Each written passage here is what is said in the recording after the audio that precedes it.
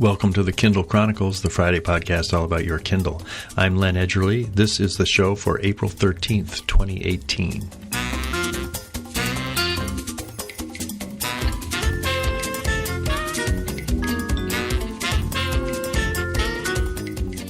Welcome from Cambridge, Massachusetts, where the Yorkie Claire and I are taking care of each other while Darlene finishes a quilting workshop up in Portland, Maine.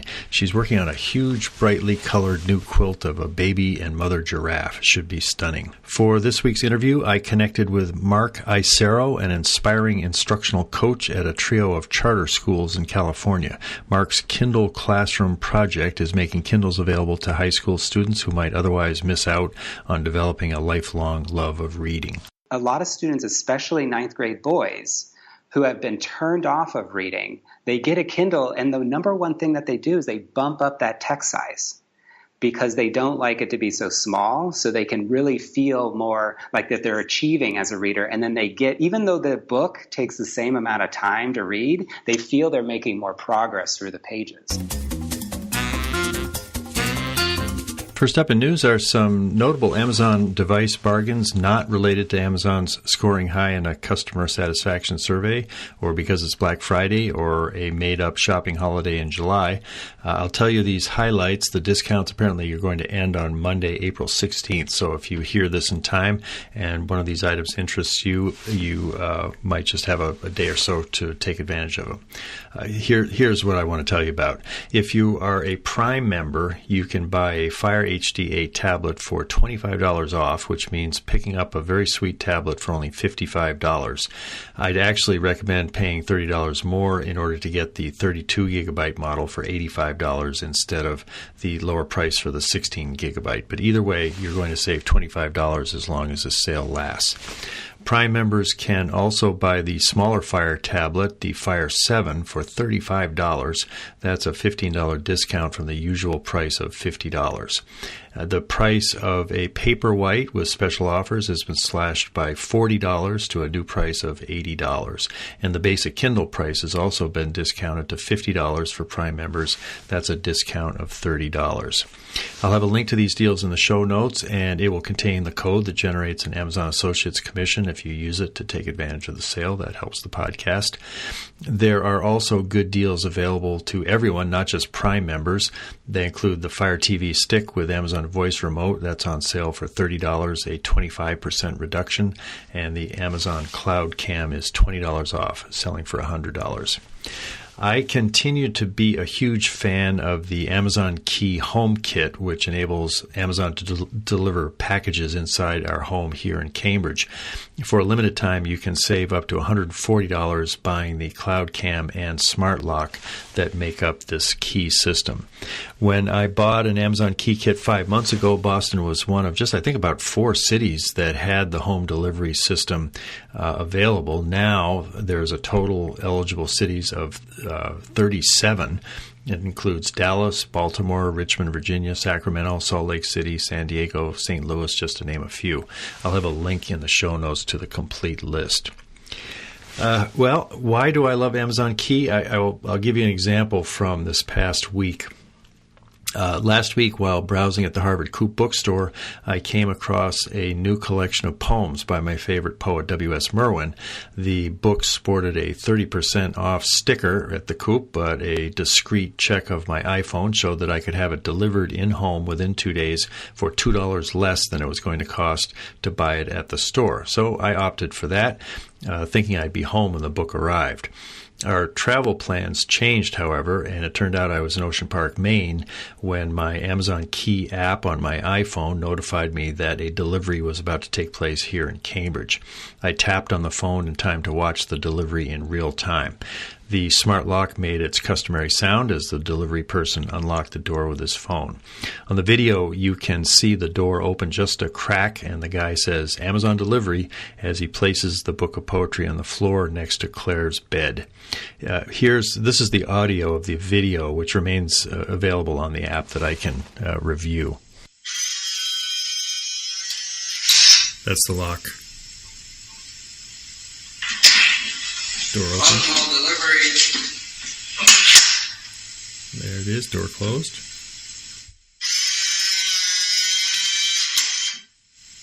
and the door is locked. Without Amazon Key, that book of poems would have sat on the front porch for 2 days before I returned to Cambridge. This is a pretty good neighborhood, but I did see reports of packages disappearing from time to time during the holiday season. If the Amazon box, in addition to its packing tape ad for Prime membership, had said somewhere on it, book of poetry inside, I'm sure it would have been even less subject to theft.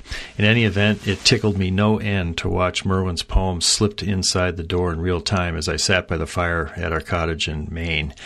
Yes, it's easy to imagine how granting Amazon or anyone else non-virtual access to my home could go wrong, but my 5-month experiment with Amazon Key has made me a believer.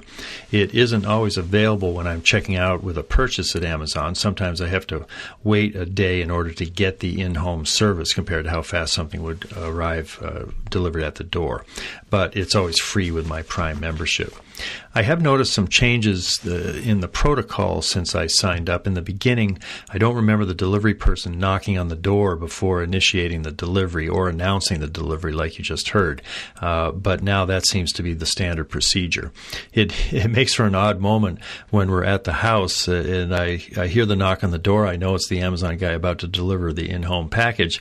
So do I answer the knock on the door to receive the package in person, or do I kind of hide out in one of the back rooms just so that I can watch the delivery on my phone? Decisions.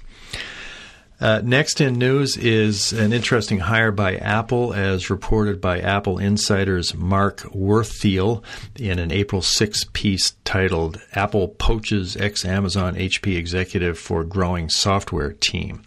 The poachee in this case is John McCormick, whose LinkedIn profile includes 2 separate stints at Amazon. From August 2009 to December 2014, McCormick was VP Kindle Software. He left for 2 months as VP Engineering at Yahoo, then returned to Amazon as Chief Technology Officer for Amazon Devices. That lasted just 6 months and apparently put him on a Lab 126 team at a high level before he left again for Google. Based on this somewhat jittery resume, one might wonder how long John McCormick will be at Apple, where his title is somewhat mysteriously simply Vice President Software. You know, there's a category of news story that we've grown used to based on patent filings by tech companies, especially Amazon. The Guardian in London this week found one guaranteed to confirm the worst fears some have of Alexa's current always-on listening for the designated wake word. The story by Alex Hern was posted on April 11th, and it's titled, "Shh, Alexa might be listening." I'll have a link to the patent, which was filed in June of last year. It's a dense but kind of interesting read. The Guardian explains that the idea seems to turn Alexa from, quote, a dutiful aid under the user's command to one with a more proactive attitude. For example, the patent suggests, quote, if the user mentions how much the user would like to go to a restaurant while on the phone, a recommendation might be sent while the user is still engaged in the conversation that enables the user to make a reservation at the restaurant. Well, this would obviously be an escalation of our potential relationship with Alexa, and one that will appeal to some people, me included. It reminds me of a vision that James McQuivey of Forrester Research shared with us several years ago, well before this patent was filed, in which Alexa might be listening even more deeply, able to detect our emotions in ways that might, if I recall his example correctly, lead to Alexa to suggest a book on couples therapy if she heard signs of anger between Darlene and me or another married couple. Well, okay, maybe not. But with the thousands of people Amazon is hiring for the Alexa business, it makes sense that some pretty far-out scenarios are being explored and sometimes locked down by a patent. Amazon, in a statement to The Guardian, said the patent was a proposal for the future rather than a feature it is preparing to roll out. Quote, like many companies, the statement said, we file a number of forward-looking patent applications that explore the full possibilities of new technology. Patents take multiple years to receive and do not necessarily reflect current developments to products and services. Well, what do you think? Can you imagine a comfort level with Alexa in which you would welcome proactive suggestions in addition to jokes, weather reports, and coin flips? You can share your thoughts with me by emailing me at podchronicles@gmail.com. Finally, in news, Alexa will be tried out as a medical information tool for ambulance personnel here in New England. A Boston Globe story on April 5th reported that a private ambulance company in Weymouth, Mass. plans to pair Echo Dots with reference manuals already on board ambulances. This will enable EMTs to access hundreds of pages of information by voice instead of taking their hands away from hands-on care. The company's clinical director told the Globe, quote, "When you're wearing medical gloves, you don't want to be combing through a document on a computer." The test is scheduled for a few ambulances in June, and from there the company will decide whether or not to roll it out across its fleet. This strikes me as a particularly smart use of voice technology and Alexa. I have put a tickler on my calendar to follow up on this later this summer to see if we can find out how the test went and what's going to happen afterward. Time now for a tech tip. I've been working for a while on a personal use of my Kindle at night that is getting more and more intriguing to me. And in fact, I've come up with a name for it. I'm calling it book spinning. And the way this works, or the way I'm using it at this point, is I've created a collection on my Kindle Oasis called Night Reading, and it has 8 books that I tend to think of as calming books, so that if I begin reading one of them, there's a good chance I might fall asleep, and it helps me to fall asleep. I'm a lousy sleeper, so this is always the quest for me to find ways to get a full night's sleep. My interests go toward reading about spiritual matters, so one of these books is encyclical by the Pope on the joy of love, Radical Acceptance by Tara Branch, Everything Belongs, Richard Rohr, My Bright Abyss by Christian Wyman, 12 Steps to a Compassionate Life by Karen Armstrong, and Mating in Captivity, Esther Perel, Atul Gawande, Being Mortal, and a complete collection of Sherlock Holmes stories. One of those books is different. The Sherlock Holmes, I just find the sort of rational, crisp writing of those stories to be quite calming, even when Holmes and Watson are investigating a murder. So what I do with this is that in a collection on the Oasis, if you read, I tap on the last book in the collection. It's usually on the second page, and I read for just a few paragraphs, just a little bit of a taste of one of these books talking about, how to live well and how to be compassionate. And then I do the back arrow, so I'm back to the list of the books in the collection. This automatically kind of rolls the list forward, and a new book is in the last position. So the system is constantly just cycling the books forward in order, and I don't have to think, well, what am I going to read next? I just read the last one in the collection. And what happens frequently is that there'll be a serendipitous connection between Atul Gawande, Being Mortal, talking about how we age, and then something about marriage in the Esther Perel book. Or each of these books can sometimes talk with the other books in ways which I find delightful. And I seem to be a little bit more susceptible to these random links between the books at night. This is particularly true. Sometimes I get up at 3 a.m. and I'm going through this process of book spinning, as I call it. And it's very pleasurable. And the randomness of it is part of the delight, and also just the sense that I have created a new book. It's kind of a collage of these 8 books that I've chosen quite carefully as books that I want to have as part of my night reading habit. And when I can move through them in such a frictionless way they do start flowing together. And of course, the font is the same. Each time the text comes up, it looks the same. And so the technology is enabling me to create a very personal reading experience with this collection. I can imagine other collections and other topics that might have the same ability to have the books talk to each other as you read them in short snippets. And it's an aspect of reading when people say, oh, the Kindle hasn't really changed reading. This has totally changed how I'm able to read at night in a way that gives me a lot of satisfaction and a lot of delight, to tell you the truth. If you're doing anything similar to book spinning with your collections or in your Kindle, or if you've come up with any other innovative ways to use this technology to really personalize how you are accessing your books, I'd love to hear about it at podchronicles@gmail.com. Mark Isero was last on the show in December 2011 when he brought along one of his reading students to talk about the Kindle. You'll get an update on Antonio Beasley's admirable career since then. Mark received a BA in history at UC Berkeley and a master's degree in education just down the street from me here at the Harvard Graduate School of Education. I contacted him Tuesday, April 10th by Skype, and I began by asking him why he decided to become a teacher. I think it started really early on. I mean, my parents instilled in me a very deep appreciation for the power of education.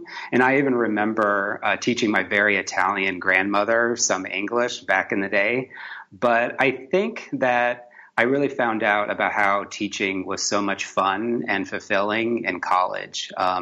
I thought I was going to be a lawyer a little bit, but that first year I needed a summer internship, something to do in the summer. And so I was looking, and everything education appealed to me. And I got this internship as part of AmeriCorps down in New Orleans, and it hooked me. And it was just so much fun. I totally saw how education could be a great equalizer. And I really believe that it's my life's work. So you started teaching right out of college? Yeah, I did actually go to Harvard to get a one-year master's as well as teaching credential. I wanted to get to teaching as quickly as possible. And then after that wonderful year out in Cambridge, I came back and started teaching in the Bay Area. Interesting. And let's fast forward to Envision Schools. Tell me about that. Envision is a small charter organization that's based out of Oakland. We have only 4 schools. And like a lot of charters, we really believe in serving students who will be first in their families to go to college. And we do it through something called deeper learning. So instead of just sort of like a testing approach, sort of a breadth approach, we really believe that students, when they're engaging in deeper projects, that they learn more and they get more out of it and they persist more in college. One of the best things is in order to graduate, they have to actually defend their learning, say why they should graduate to a panel, sort of like a master's or a dissertation panel. And it's quite transformational for them. And the whole community, their parents come, other students and their friends come. And you can sort of see that they say to themselves, yeah, I belong here. I belong in this work, in this educational work.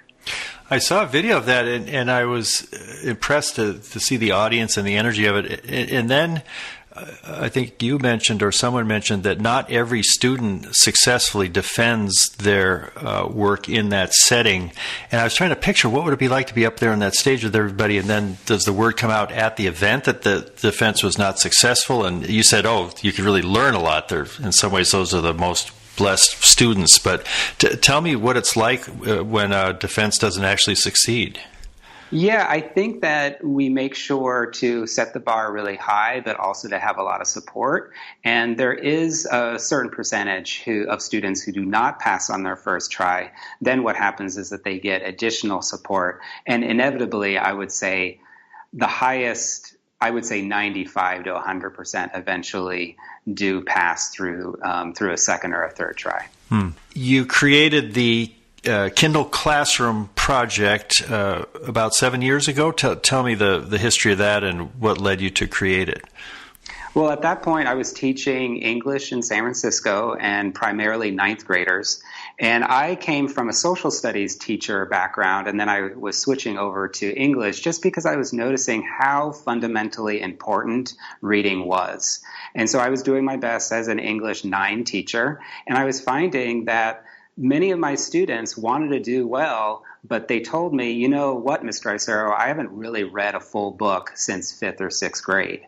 And instead of just continuing to assign them only the books that I wanted them to read, I decided to open it up. I was reading a whole lot of the different fairly famous educational researchers out there on reading, and they said that you have to really open it up to also independent reading and choice books. And so that's what I did. I built my own classroom library because my school did not have a school library. And I got as many books as I could that students would want to read. But then I found out that it just wasn't enough books. And there was one day, I still remember it, a ninth grade boy had his head down. He didn't like the book that he was reading, and he just still was not a reader. So I went over to him and I asked him what's going on. He said, I still don't know of a book that I want to read. And I was a little exasperated. So I went back to my desk, and I always had a Kindle, always. I still do. And I just gave him my Kindle and I said, why don't you try a couple of these books? And not only did he find a good book that he liked, but he loved another chance at reading that the Kindle sort of provided. And that's sort of how it started. And then I just started asking my friends and family for their used Kindles, and they started just coming in. And you, what's the scale of it at this point? How many Kindles have you donated, and books, and what are the metrics? Yeah, very, very generous donors have donated a total of about 1,800 Kindles now. And there's about 1,500 students who are in the program, mostly in Oakland, but also in San Francisco and around the Bay Area. And how many books have been read? Oh, it's in now the tens of thousands at this point. And we actually do have a tracker. I'm really happy just to have so many friends and family to volunteer. I don't know anything about software development, but early on, a friend and colleague decided to make a website where we can track the metrics of the number of books read and reviewed, as well as the number of books in the library. What are you using just to keep track of all the books in the Kindles? I thought at some point Amazon had some kind of a platform that teachers could use. Are you using that? I've been in talks with them. It's called Whispercast, and we're still talking about that because they have been saying that they're going to go down the road of like Overdrive to have a true library experience. But right now, what we've done with the website is kindleclassroomproject.org, and when students want a book, they request it, and then we grant it, deliver it to their Kindle, and then the other students know that the book is available in the library. The same thing goes with all the Kindles. They're processed as new Kindles, newly donated, and we put in their serial number, and then we assign them to a teacher who then assigns it to a student for the year. So it's all done through this wonderful website that my friends basically built from scratch. It sounds like that could be a website of use to other teachers in other schools. Are you thinking of making it available elsewhere? I think that it would be something to look into. However, I just want to make sure that I'm still within the terms and conditions of Amazon.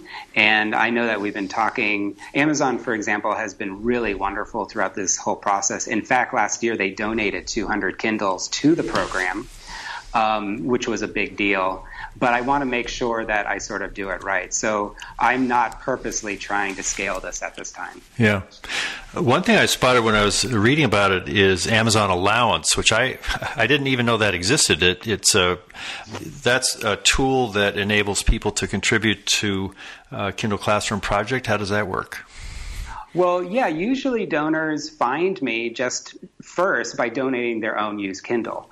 And so they go onto Google, they type in donate Kindle, and I'm number one, which is wonderful. But then they sort of get to know what the program is, and fundamentally it gets down to the books. Students having access to books they really want. And that requires money. And so usually sometimes people donate once, but the true fans of this program, they use Amazon Allowance because 100% of their donation goes directly to books. And it goes directly to where I need it to go so that I could purchase the books for the students. So there's no fees. There's no sort of a credit card fee. It's done so well. And donors know that all of their money is going directly to what students want to read. In addition to donated Kindles, are you also buying some new Kindles for the program? Sometimes that does happen, but usually it's mostly donated.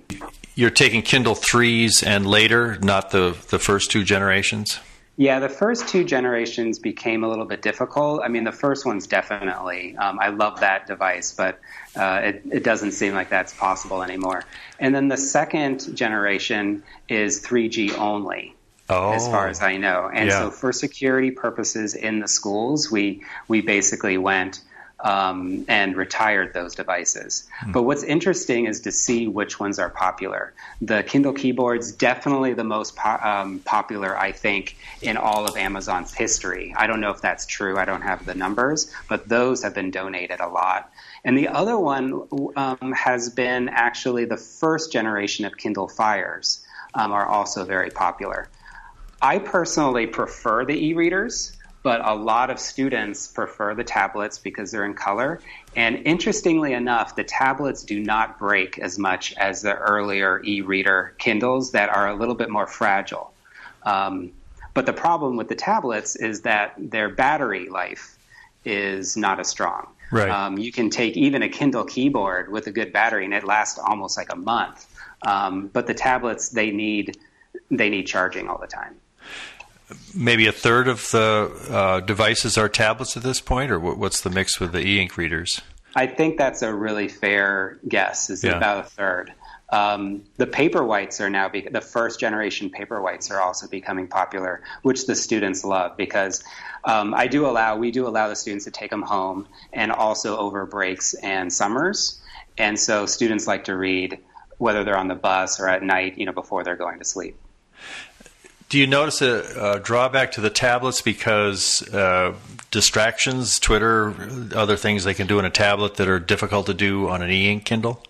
Well, I want to make sure that the program's about reading, and so they're all dedicated. We do take off everything else besides the actual reading on the tablets themselves. But what it does do is that the students say, hey, look at all these things that a tablet can do. Why can't I do my internet research on it? And we just say, no, that's another. We have Chromebooks for that, for example.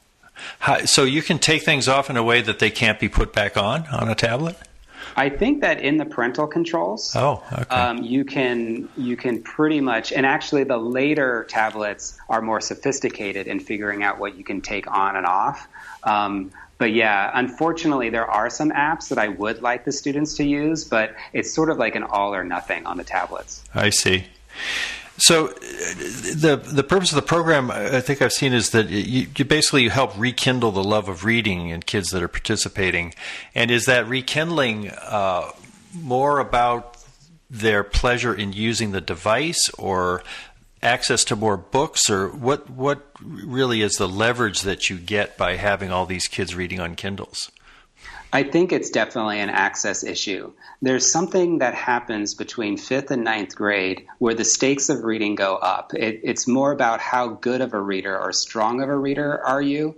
And then starting in middle school, maybe reading isn't as cool. And so therefore, unless there's a lot of great books that are in students' hands, I think the other distractions become more popular.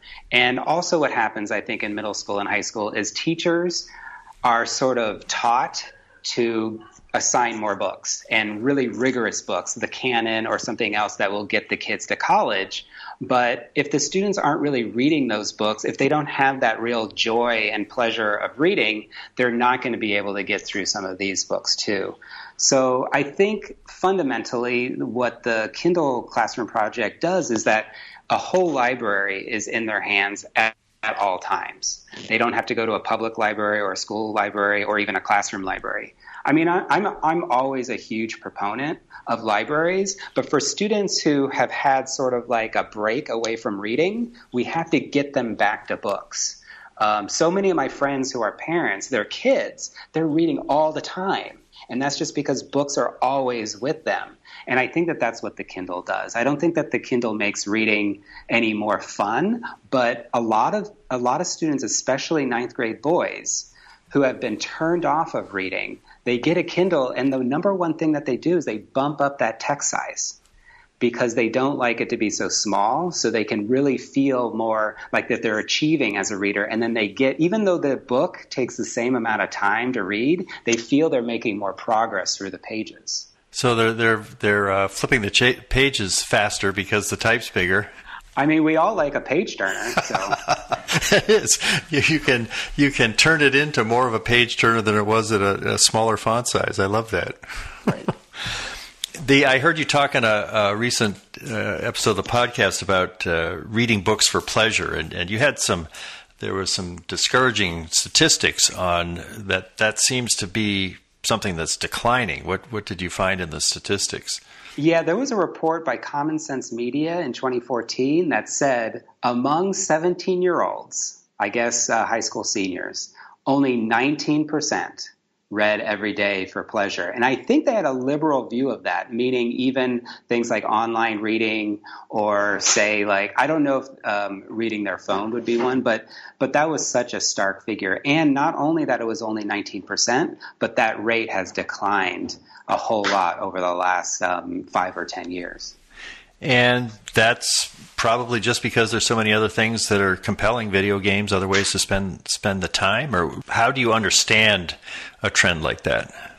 I think it's a couple things. I mean, I don't know exactly, but definitely there are more distractions. I also think that there is this propensity of teachers to really assign very rigorous books, at least to assign them for homework. But I think that there is this sense that we don't really know how little our students are reading. And maybe we think that they're reading more than they are. There's this thing among teachers called fake reading, where you assign a lot of pages and then the students comply and they pretend that they've read. And it's almost like a game or a dance because they want to do well for their grade, and then you want to appear rigorous, but really there's no real reading being done. And I think that for a lot of us, we don't really see how big the gap is. One of the biggest things is what I do worry about, and maybe even this program is contributing to it, is I do worry that there's not as many books out in the world, meaning we don't see as many. We just see people on their phones, or we see people on their devices, and we have Amazon, for example, which is wonderful, but we don't see bookstores as much, especially in urban areas. And for a lot of my students, they went to the library as kids, but they haven't returned as adolescents because they don't feel as comfortable there for some reason. And so therefore, in great parts of Oakland and San Francisco, there really aren't any books. Huh.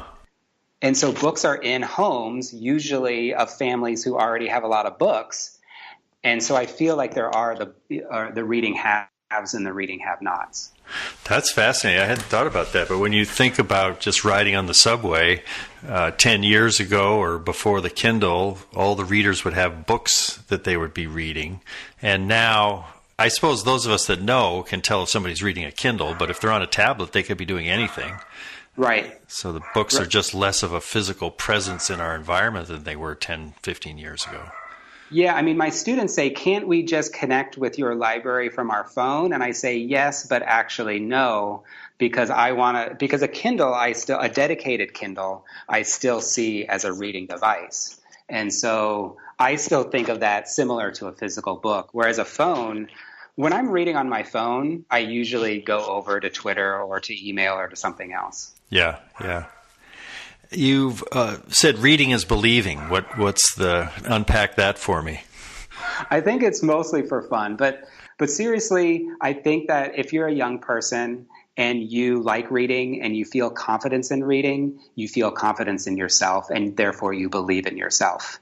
you're no longer dependent on any specific teacher for the acquisition of knowledge either about yourself or about the world. I mean, as we know, reading leads to great horizons. And so I really believe that reading offers a strong sense of self for students so that they can believe in themselves.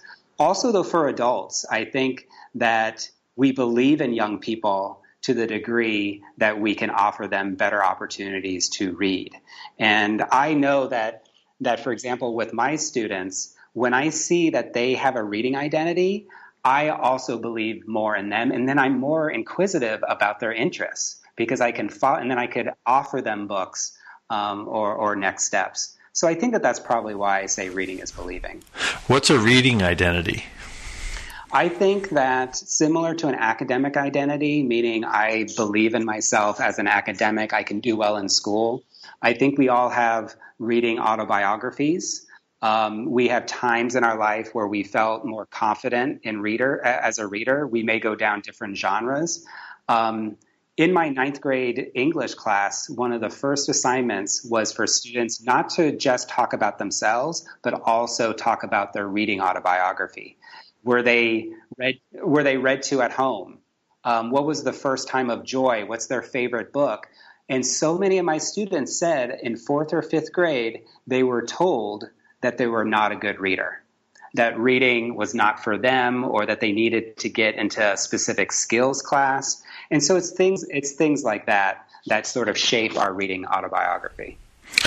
I've got 3 grandsons here in Cambridge, 2 right across the fence in the house I'm looking at. They're 4 and 2, and their parents have read to them, and there's nothing more fun than to sit with them and actually read a book, and they point at the pages. And I assume that kids that don't have that kind of opportunity with either parents or grandparents before they get to school, that strikes me as it must be almost a hurdle or a setback that would be really difficult to overcome compared to kids that have had that sort of physical connection with an adult hearing a book read.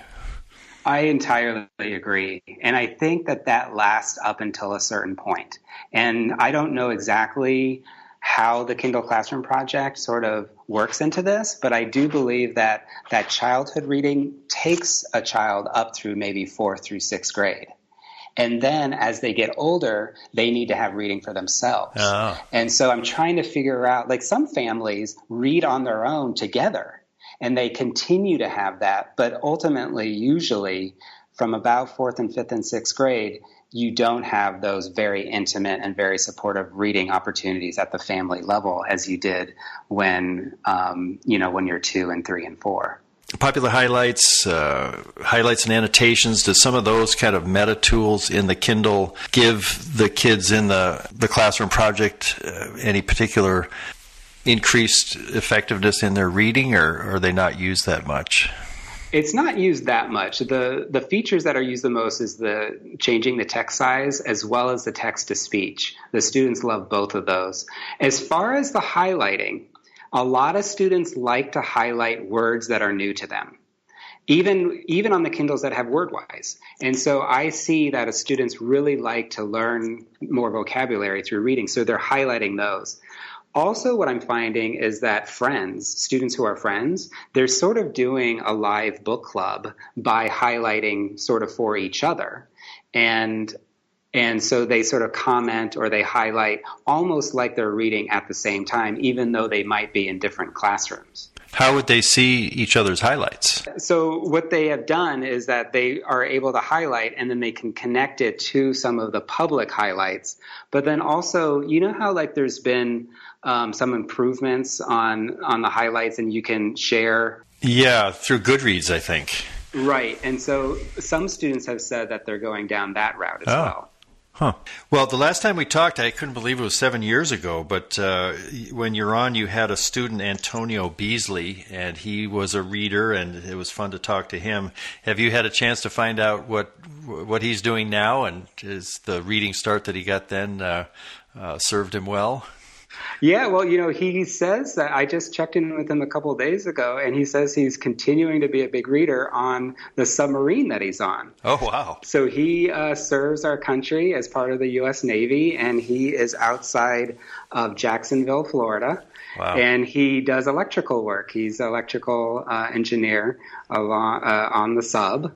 And he did say, though, that I think that he's ready to get off of the sub to come back for his next steps. But yeah, it was great to check back in with him. That sounds like a good environment to have a lot of books on a Kindle.